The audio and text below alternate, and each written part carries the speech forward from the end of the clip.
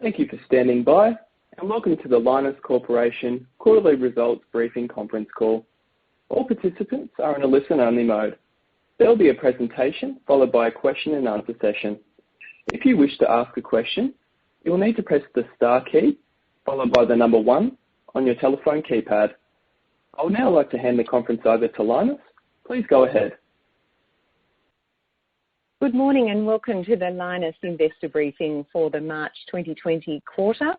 Today, the briefing will be presented by Amanda Lacaze, CEO and Managing Director, and Amanda is joined by Andrew Arnold, General Counsel and Company Secretary, and Gardin Sturzenegger, CFO. Please go ahead, Amanda. Morning, Jen. Well, good morning, everybody. Isn't this a slightly different way of doing things? I'm trusting that everybody on the other end of the line has dressed appropriately for this this teleconference. That there is a minimal amount of lycra amongst particularly our middle-aged males, and that everybody is truly dressed for success. Well, what a quarter we've had. We started with our Malaysian operation shutdown, and we finished the quarter with our Malaysian operation shut down, but for two different reasons. In between these two bookends, we delivered some excellent outcomes for our business. Certainly during the quarter, external factors continued to be very varied and challenging. But we're paid to manage our performance to these sort of external challenges to ensure that our business comes through it, hopefully stronger than we went into it. So today, we're all subsumed with the issues of the COVID-19 challenges, but remember, during this quarter, our business has dealt with licensing challenges, some very dynamic Malaysian politics, some influences on the market and demand from the early effects of COVID-19 in China, the change in government in Malaysia, and of course, ultimately the movement control order in Malaysia, which has seen us shut our Malaysian operations. But as I said, we're paid to manage our response, and our approach of forming small, focused and expert teams to deal with each of these challenges has paid off for our business. Taking first of all, because it was the thing before COVID-19 that tended to engage everyone most, was really understanding where we were at and progress on the licensing, which of course, as you would recall, our license was due for renewal on the 3rd of March. Our Malaysian license team, ably led by Dato' Mashal and Professor Ismail, really delivered some outstanding outcomes, continued engagement with relevant regulatory bodies, and ensuring that we met the conditions that were associated with the renewal in August last year, saw us with the renewal of our license for a 3-year period.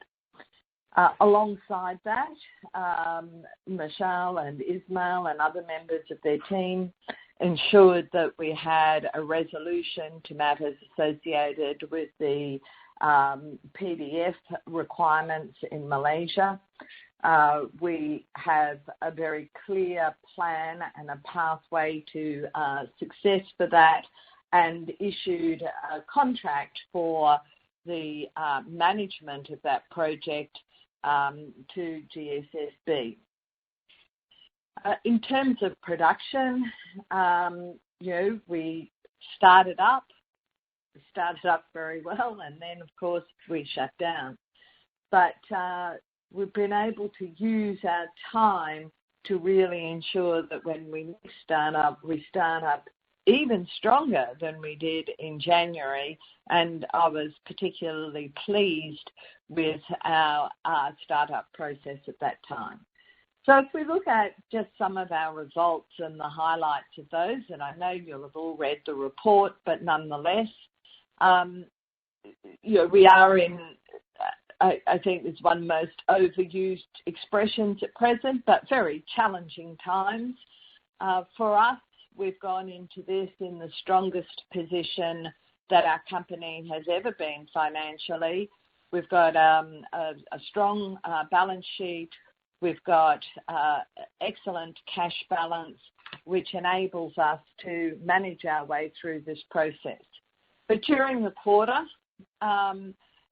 production, notwithstanding that we lost probably up to about 21 days of production at 1,369 tonnes for NdPr production, was truly excellent, and we were on track to really an outstanding quarter in terms of production, given that the first 2 weeks was much slower with the start-up from our shutdown at the end of December.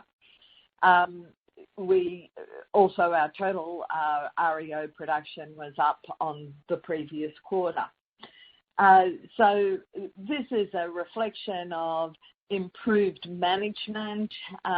We're in always a state of looking at continuous improvement, so improved management at both sites, and indeed improved management in terms of the way that we are integrating between both of our sites. So, for example, one of the things that we implemented, which seems small and maybe gets lost amongst many of the other things we're doing, is a new circuit in Mount Weld to deal with the carbonate in our raw material, which saw us being able to deliver a better outcome in Malaysia. In terms of sales, certainly the market in general has been subdued, and that has reflected some of the early challenges in China as a result of the early influences from COVID-19 in China. But demand outside China remained strong, even though prices were not as robust as we would like them to be. But the outcome is that we had good sales revenue as well as excellent cash conversion of those sales. One of the things we're particularly proud of, last quarter I think we talked about the fact that we were starting to see really benefit from our long-term strategy of contracted sales and outside China sales on price, and we're really pleased to be able to report that we reached a new low on our sales inside China. Many of you will know that I've often said Pol's KPIs go like this: sell everything we produce, then second one is sell everything we produce outside China, and the third is sell everything we produce at a premium to the published price. So only 10% of our sales in this quarter were made into the China market. Pol assures me that this will stop at about 1% because he doesn't want to lose his job. I think we can negotiate that.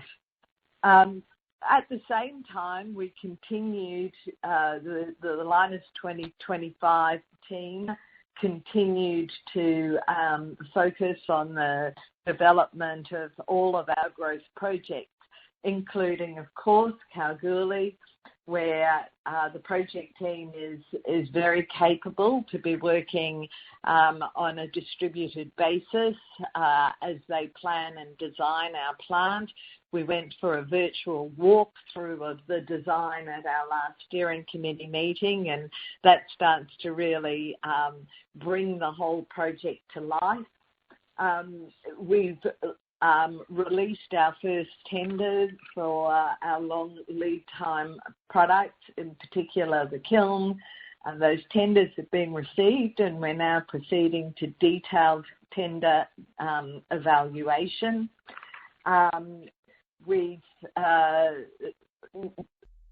In addition to the heavy rare earths tender that we lodged in the previous quarter in the US, there was a further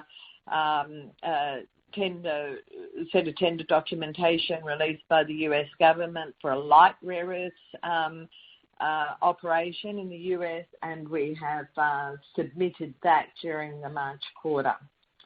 So we have remained very, very busy through all of these various external challenges, and I think that the outcome that you see today, whilst certainly we've seen some benefit from foreign exchange, the fact that we were able to, notwithstanding a number of sort of significant calls on our cash, as well as the limitations on production at the beginning and end of the quarter, we've been able to generate positive cash flow, and we're very proud about that. So where to from here? As we've also announced today, the Malaysian movement control order has been extended through to the end of April. However, the Malaysian government has also provided new guidelines on those industries which may be able to start up. So we believe that we fit within a number of those criteria and have lodged our application and are waiting for that at present. Of course, the importance is, how do we start up? And, I did a presentation last week to CEDA where I was widely quoted, quoting that old saying, which is never waste a good crisis. And certainly we have been certain that we are not wasting this time. So whilst the Malaysian operations are shut down at present, we have spent the time ensuring, that we have operating procedures which ensure that we are protecting the health and safety of our people, their families, and our local communities. We have temperature checking on site. We have enhanced operations in terms of cleaning and hygiene procedures. But we have also been using this time to ensure that our knowledge workers, particularly our process engineers, are doing work which will ensure that we are operating better and more safely again once we start up. And we have also been using a variety of different mechanisms to ensure that our operators who can't normally do their work remotely are engaged in training activities and remaining very engaged with the business, so that when we do start up, they will be well prepared for that startup process. The other thing that this gives us an opportunity to do is, because even with some of the shutdown with the regulatory constraints, we were never completely shut down. We still had activities on site. Our leadership team was still very much engaged with managing daily activities. They've had a lot of more time opened up to really rethink our operating parameters and think through and model how we're going to restart this business. We would expect that there's going to continue to be somewhat muted demand in the market for at least a 6-month period. And so, making decisions on what sort of throughput rates we will target and how we can do that in the most cost-effective way is something that our operations team in Kuantan have dedicated their time to over the past couple of weeks.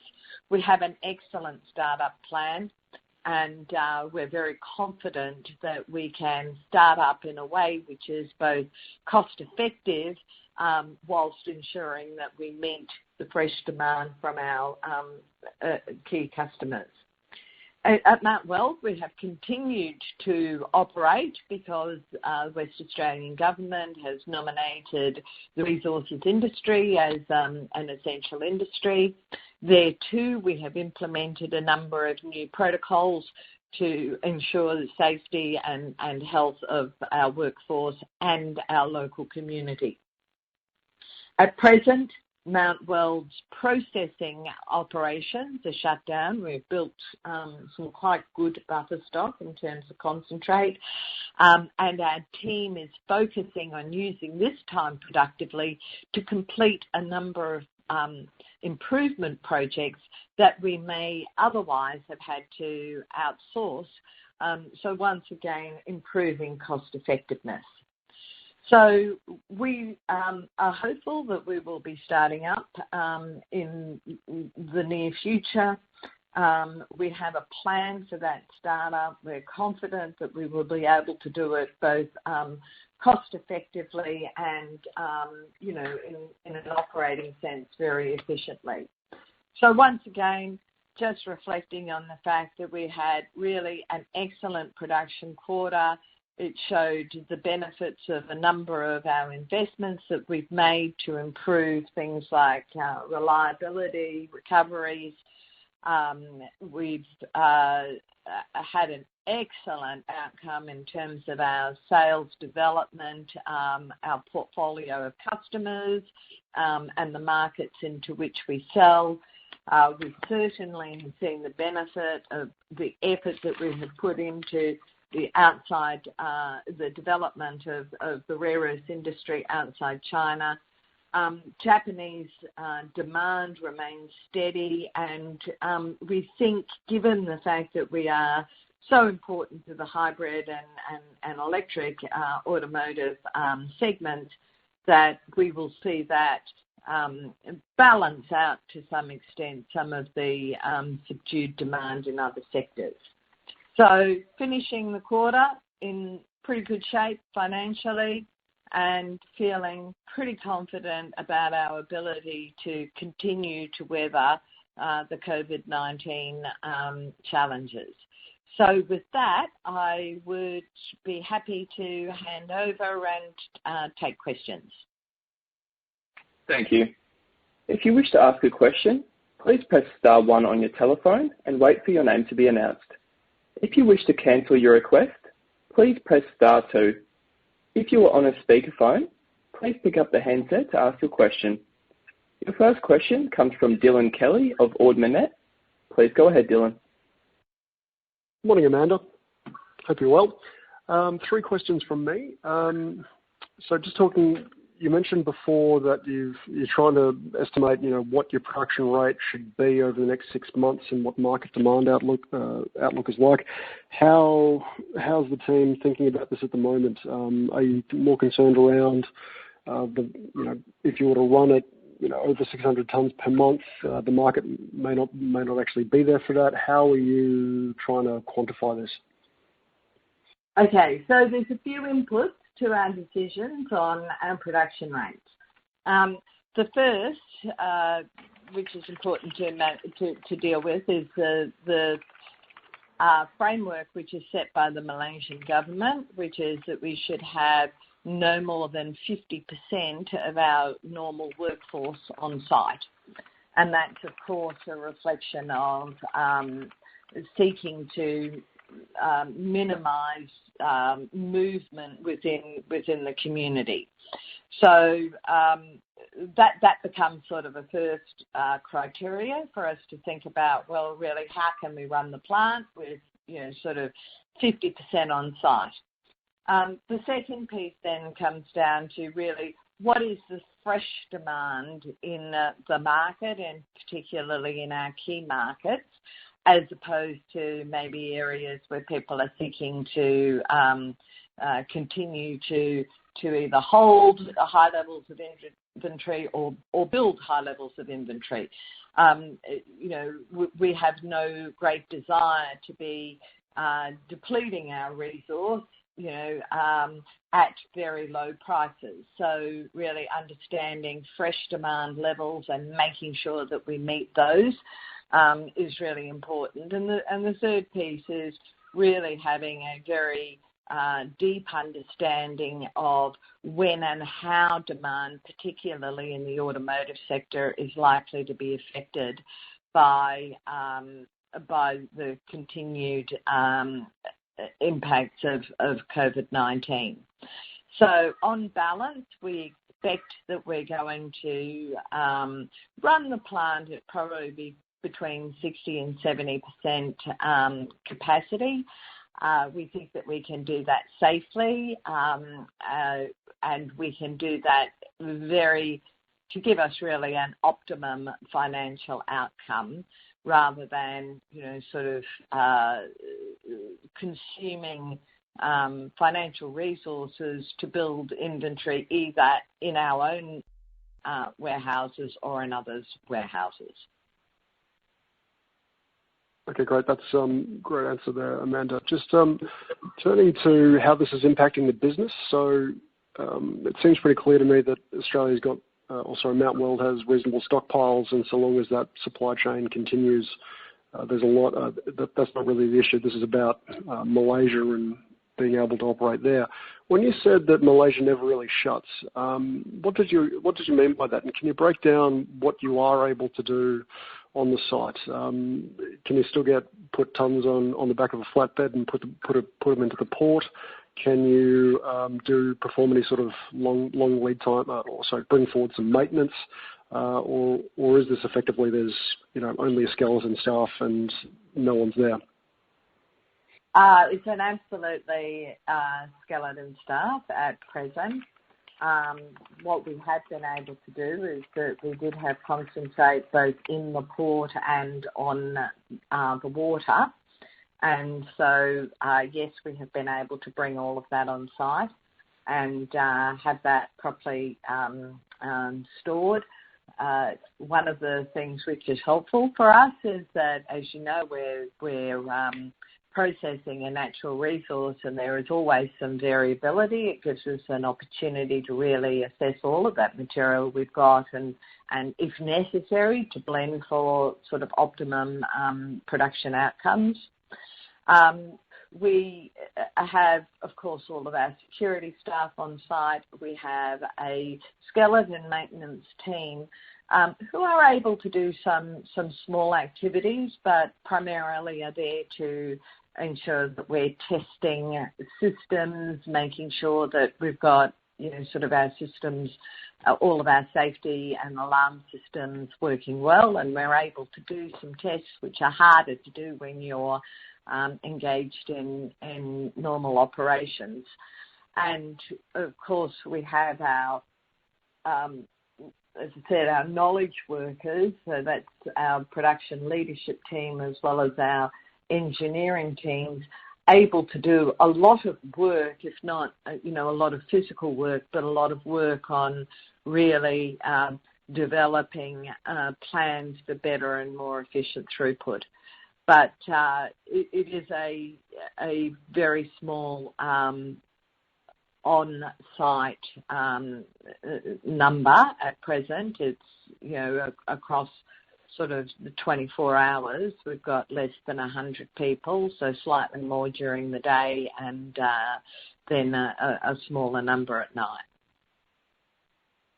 Okay, great. And just in terms of in your latest update, you mentioned this notion that you can apply for an exemption to continue producing because of your end use supply going into things such as ventilators. What's the decision making process that goes, or the application process like for that? And could you lead us into exactly what goes into a ventilator in terms of rare earths, just at a high level? Actually, what I'd rather do is step back to the fact that the Malaysian government, in the extension of the movement control order, also provided a new set of industries that would be considered to restart operations. This included those involved in the automotive supply chain, most importantly those who were involved in export, and of course most of our materials are exported, those involved in the oil and gas supply chain, and then of course there are some of the medical supply chains, including medical devices. So we think that we sort of clearly fit under automotive supply chain, export, oil and gas, whilst most of the catalysts which are used in big refineries are produced by the three big companies in North America. They then find their ways to refineries all over the world. In terms of medical supply chains, it's really not just ventilators which are relevant to COVID-19, but it's also other diagnostic processes and equipment, including MRIs and a variety of other areas as well. So materials which find their way there include magnets, clearly, but also some of the high purity cerium and lanthanum materials which go into diagnostic testing for things like kidney disease and those sorts of things. So as I think, we often talk about this and the importance of rare earths and, the famous phrase about being, the vitamins of 21st century industry. We see that again, today, which is so much of this is actually, our materials go into a variety of important supply chains. So we think that with the MIDI industries list, which has been published, that we fit within that list. There's a process for making application. We have done that, but we know that just like the Australian government dealing with its 800,000 applications for job seeker allowance, the Malaysian government is dealing with a very large volume of applications to restart. So I would not make a recommendation or a forecast on when we may or may not get that approval, but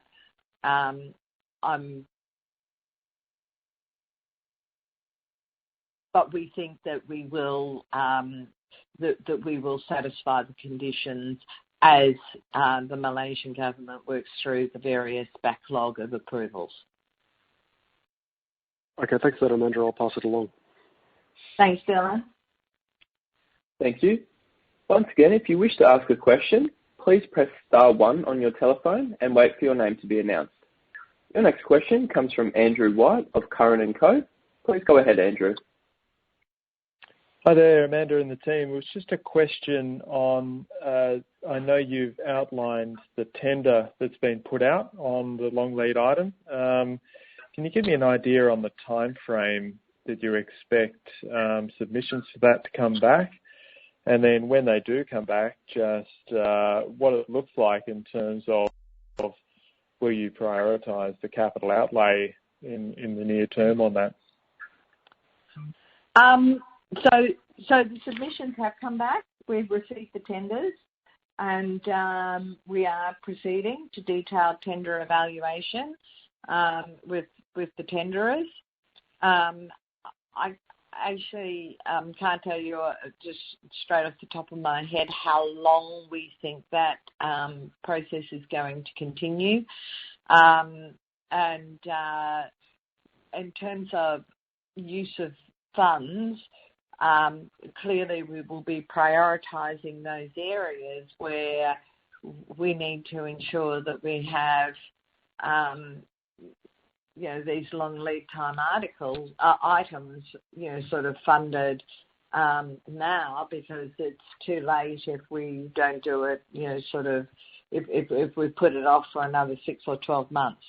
We're doing this sort of process alongside, because we've got a relatively short timeline. We're running parallel processes with also doing all of our regulatory and approvals work.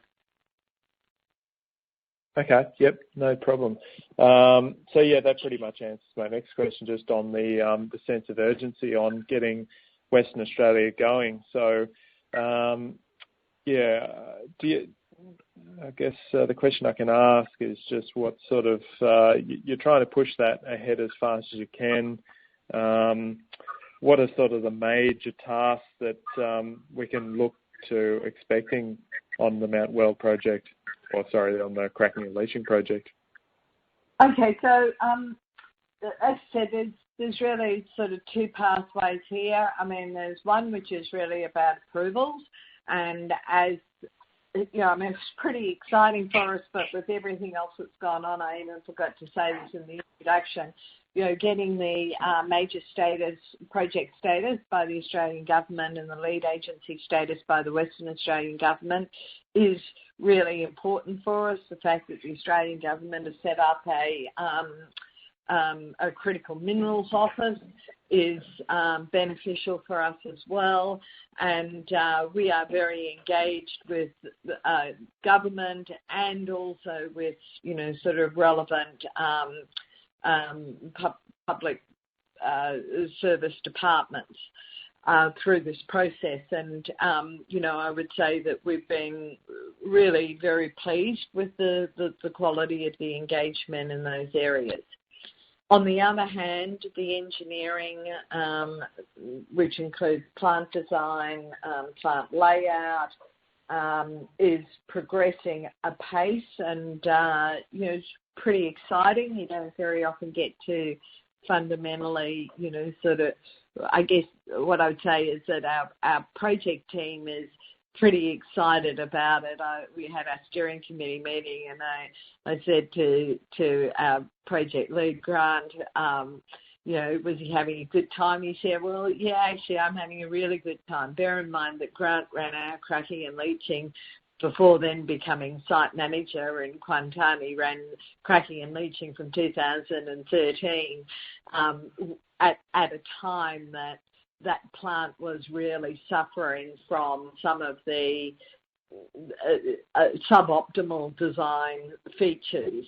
And so he has an opportunity now to design a plant which addresses all of those issues and makes it better again. So, we don't see any slippage in our timeline at this stage on the Kalgoorlie project. What we do see is the importance of understanding how an extended economic effect from sort of the COVID-19 pandemic may affect our funding requirements, and so we're doing the work on that at present. Okay, excellent. Thanks for that. Just on what's happening at the LAMP with it being in care and maintenance, I understand that chemical costs are a major component of the input costs. What's sort of a magnitude of reduction that you've got at the moment? Is chemicals inputs completely stopped on the process at the moment, or what sort of percentage reduction would you say there has been on those inputs right now? Yeah, so we've avoided 100% of the chemical input costs. We're not producing, so we don't need to buy them. There's some, of course, as we look at cash, in April, we're paying the invoices for material that we consumed in March, but we have no chemicals of any substandard nature coming on. Our two big reagents, sulfuric acid and hydrochloric acid, and both of those gone. Essentially, all the only costs that we are sustaining through this period are labour costs. with a few other sort of small additions. But we're fortunate compared to many other businesses that labour as a percentage of our total inputs is a relatively small number. Yep, I see. Excellent. Well, thanks for that. That's all for me. Thank you, Andrew. Your next question comes from Chris Hughes, a private investor. Please go ahead, Chris. Good morning, Amanda, and your team there. Delighted to hear everybody's well, and I just feel your frustration. Yet another quarter, forced reductions in production through absolutely no cause whatsoever of anybody on the ground. And it's just so frustrating for everybody. And I guess from my perspective, keenly interested in numbers, the big positive is what you've actually produced and sold. And while some of it's come from inventory, the potential is obviously there, and the lab running at the levels it has obviously over the days that you're allowed to operate are very encouraging. Just a very simple question, Amanda. I know you have extensive insurance coverage, and I'm just asking whether your loss of profits insurance cover this business interruption caused by this virus and the imposition put on you by the requirement to close down. I might let Andrew answer that. But as I understand it, we're probably not going to get a lot of joy there. But Andrew, can you address that? Certainly. Morning, Chris, and thank you for the question. The general position, good morning. The general position under business interruption insurance is that it's part of your property policy, and that usually you need an underlying property damage in order to trigger recovery. And so the general position for all companies with BI cover is that they would have limited capacity to recover in this situation, and we are the same. Okay. Unfortunately, that was the answer I thought I'd get, but I thought I should ask it anyway. All I can say is good luck, and I hope you guys can get up and running as quick as possible. Thanks, Chris. Thank you, Chris.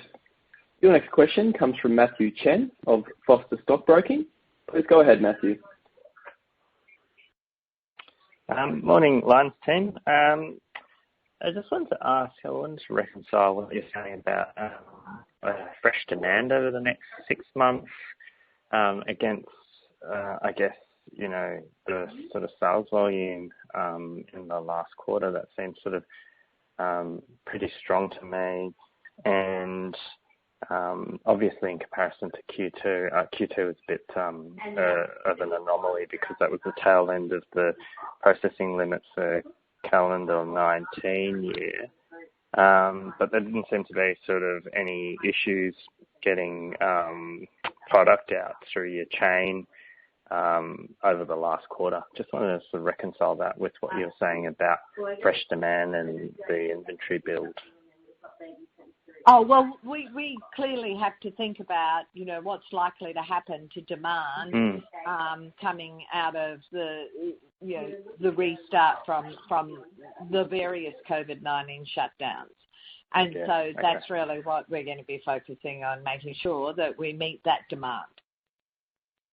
Yeah, okay. And just to clarify, it was because my phone dropped out for a bit there, it was 60 to 70%. 67% of capacity, wasn't it? Yes. That's how you're thinking about it. Yes. So we're still doing some further work on that, and as said, what we want to make sure is that we're able to satisfy the demand for our strategic customers, but we also want to make sure that as we start up, we do it on sort of with a focus on costs, which see this giving us really an optimum financial outcome, because the world is an uncertain place, and preserving our strong our strong financial position and balance sheet to allow us to come out of this. Our objective is not to come out of this alive, it's to come out of this stronger. is, sort of one of the things that is really exercising the minds of everybody in our production team. Fair enough. And just wanted to clarify, you said at the start of the call, was it 21 days lost production last quarter? Thereabouts. Like If you talk about, it was effectively 10 days at the end of the quarter, and when we talk about the time to get, sort of everything filled up and sort of running smoothly at the beginning of the quarter, that's not a precise number, but it's around about that sort of number that we're talking about. And with the Malaysian government exemption process, did you specify which government department is handling that? MITI. Oh, okay. So MITI. So you've got a fair bit of, you've got the relationship there, and you've got a fair bit of experience dealing with them, haven't you? Yeah, look, I think that if we look at the way that Malaysia has responded, and many of my friends here in Australia will ask me about it and ask about it compared to, say, some of what's been printed about Indonesia, and I'm not as familiar with Indonesia clearly, but Malaysia has demonstrated, I think, again, that it is, whilst it's still classified as a developing economy, that it is a very mature community. Its response has been actually very similar to the sort of response that we've seen here in Australia. Okay. Its infection rates have been pretty low, sort of comparable to what we see in Australia. The decisions are being made by the Ministry of Health, but within those critical decisions, just like here in Australia, it's the Chief Medical Officer. The Ministry of Health is setting the framework, but the implementation of that activity then sits with MITI. And so I would say that Malaysia has performed, the new Malaysian government has performed, really very creditably through this process. It's quite a challenge for the new incoming government, isn't it? And they've just formed cabinet, and they've been dealt this hand. So I think the fact that in fact the new government does have a lot of experienced and older hands in it, so a lot of the government ministers have been ministers previously. Right. I think that is certainly working in Malaysia's favour. Great. Thanks, Amanda. Okay. Thanks, Matt. Thank you, Matthew. There are no further questions at this time. I'll now hand back. Apologies. Your next question comes from Michael Evans of Avoca Capital. Please go ahead, Michael. Good morning, Amanda. Thanks very much. I'm a bit confused, I think, on the Malaysian government regulations.